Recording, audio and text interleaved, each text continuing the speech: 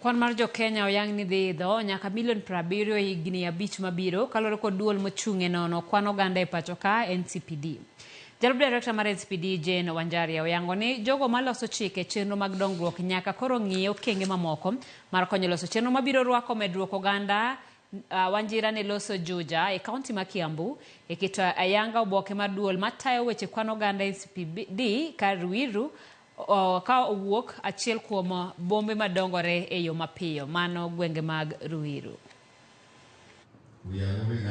We are saying that by 2025 the Kenyan population will be about 70 million. When a population is growing more faster than the economic growth, there is a tendency of putting more strain on the available resources.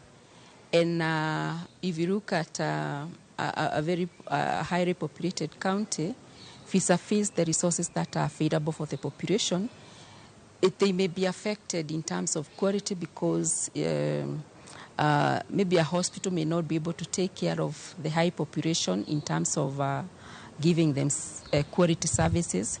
When you look at the schools, they may be congested, and this may not be able. They may not be able to give high quality education to these children because, again, the ratio of the people